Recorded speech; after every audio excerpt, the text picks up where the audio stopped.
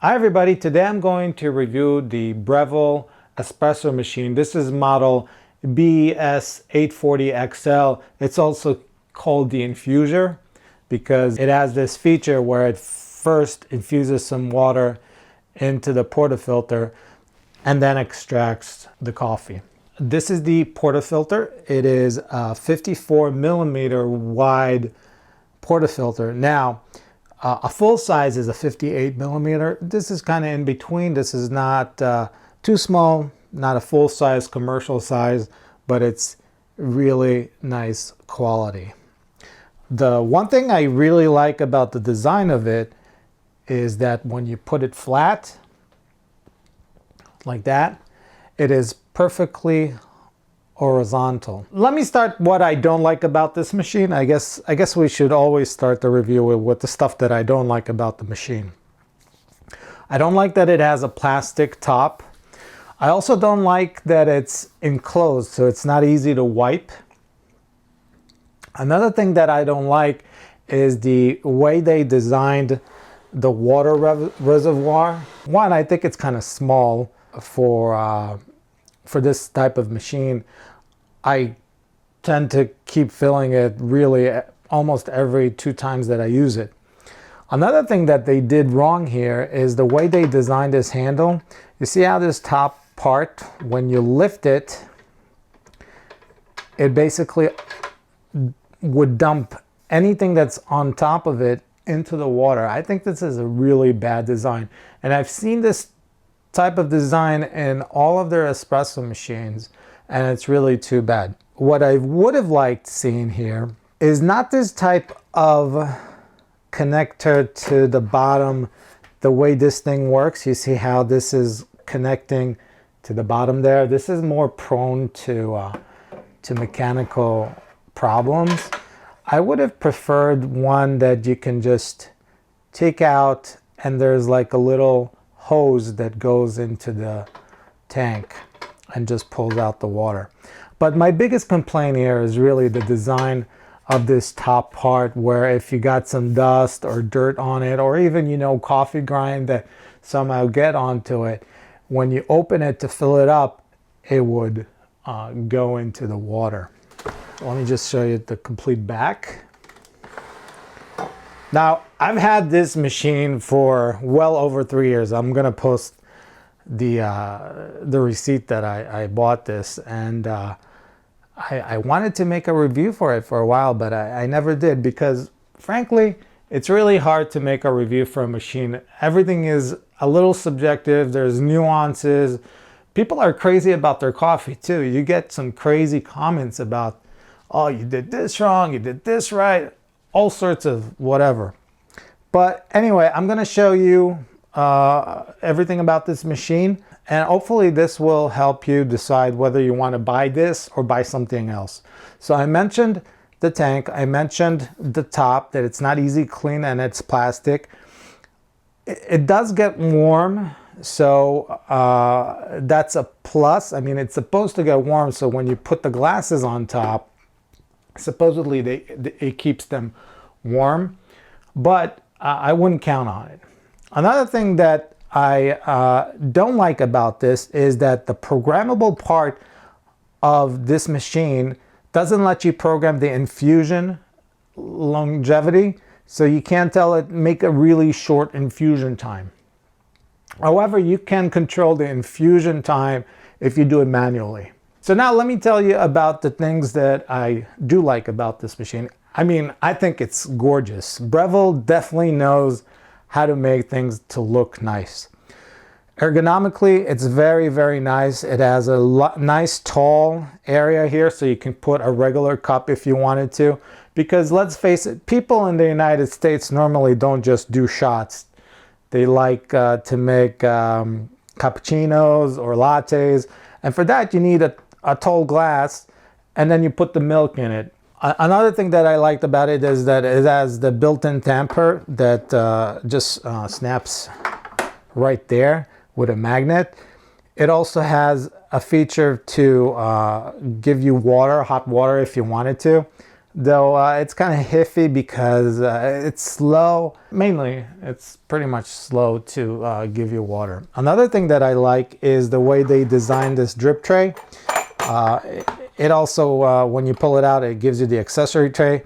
I don't normally put my accessories here or the other filters in here, just because this thing tends to get wet from time to time. So I don't normally put it there, but I did for this video to show you.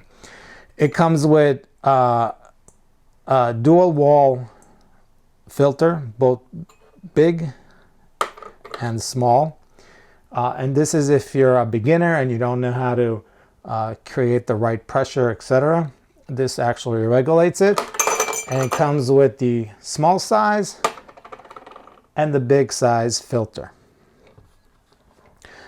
Now, the nice thing about this is that when this is full, it tells you when to empty. Unfortunately, it's a little too late to tell you it's empty. And this thing is really hard to kind of maneuver without spilling a little. And I do wish they made the reservoir a little bigger. Dirty. But nice stainless steel. Everything is really nicely looking. That's one thing for sure. All right, so we'll turn on the machine. Now the noise that you're hearing now is from the vibratory pump that all these machines up to about $2,000 have. And it's this type of pump. This pump, all of them, absolutely all of them have this Olka brand pumps. Even the $1,600 ones, they all have this one. Now the only difference between them is the duty cycle. The one that came in this machine actually had 2 minutes on, 1 minute off, but unfortunately it didn't last more than I would say a year, and I had to replace it. I switched it with 1/1.5 minutes duty cycle, but it is also a 52 watt type motor. It really made a big difference. So if your machine makes really weird noises, the pressure goes up and down sporadically, that means that something in the pump is bad, and it's well worth the $30-something dollars investment. So that is a plus and a minus, because one, these vibratory pumps, they're cheap.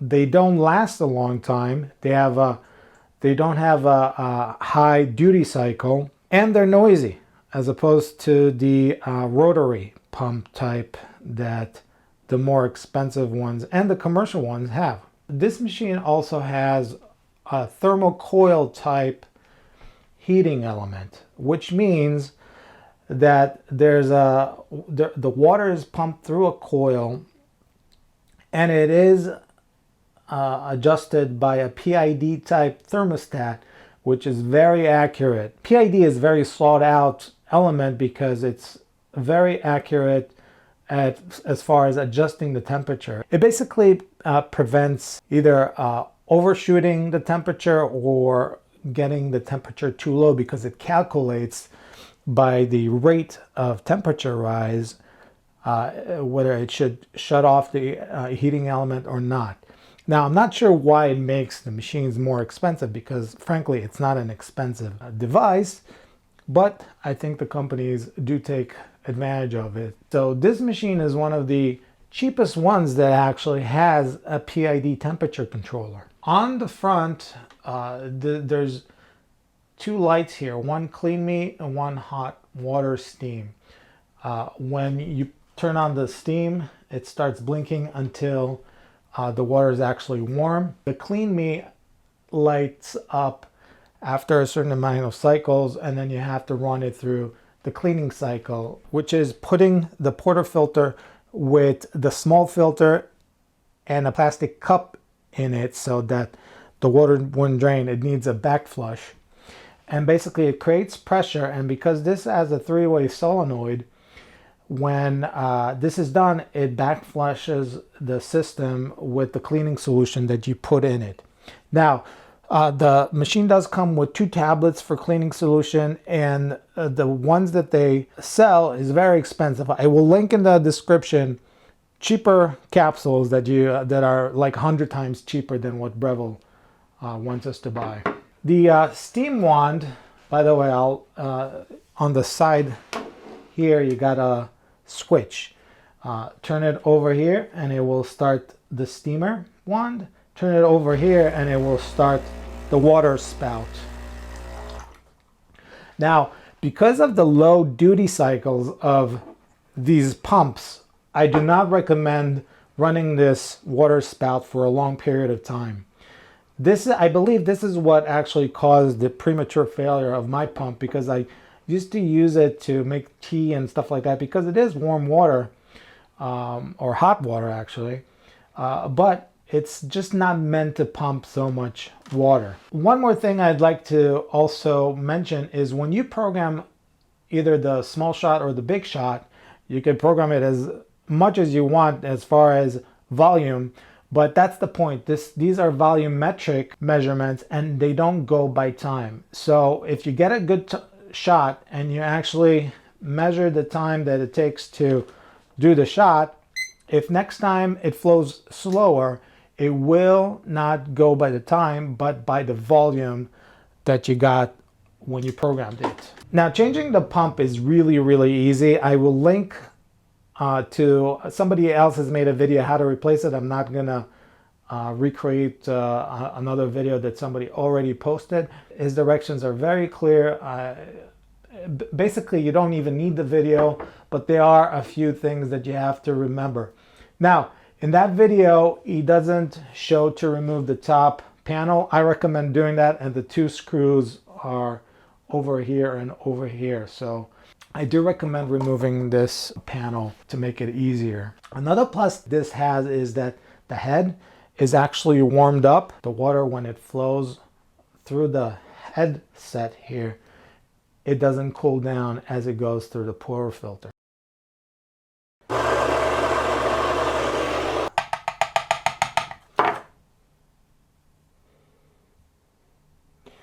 Now, when you fill this porta filter, it needs to look like that when it's full, and when you tap it down, this is the perfect amount you need for it. This is about 17 to 18 grams of coffee. Then just tamp it really nicely, polish it, make sure that the rim is clean so it doesn't dirty the seal, and also that it does have a good seal from the silicone. This I'm just cleaning because I don't want the machine to get dirty. Oops. Put it inside, close the machine nicely. I usually pre-warm the cup, make sure that it is warmed up. So you could use this spout to get some warm water, or you just use your water from the faucet. So let's go ahead and time this. So the first step here is the pre-infusion, and it's a low pressure infusion, and then it will go full force. And this is where the pressure gauge is. So this was pulling 1460 watts while this was running, heating the water as it's going and pumping the coffee through. So this is the coffee right now. Let me steam some milk. Now, because this has a 3-way solenoid, the puck that comes out of it is fairly dry, so it comes out as one chunk. Now, unfortunately, because this is not a dual boiler or an heat exchange type machine, you can't brew the coffee and steam at the same time. So this is why you either do it before or after. I actually recommend doing the steaming after. So to get the steaming started, you gotta turn this on. It's gonna heat up the water, and as you can see right now, it's pulling 1426. It was a little more with the pump, It's gonna start blowing some steam. So you just wait till actual steam comes out because we don't want to put any extra water. Turn it off and restart it.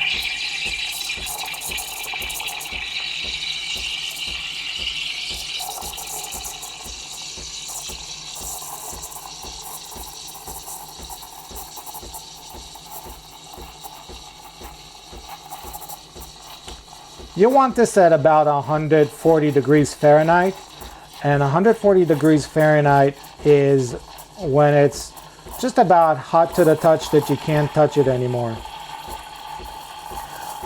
I wouldn't worry too much about those big bubbles. They'll disappear in a second.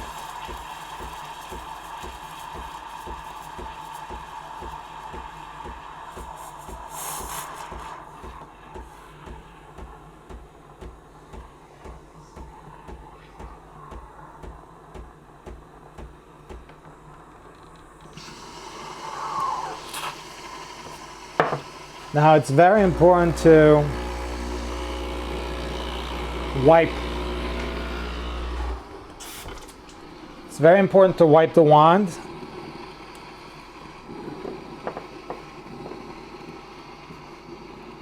And run it again so it doesn't suck any milk to it.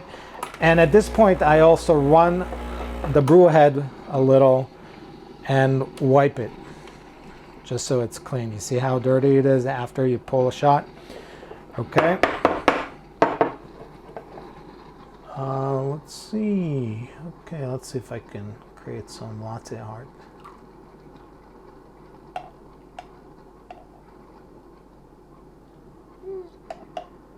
Yeah. Didn't turn out that great. Anyway, good frothing.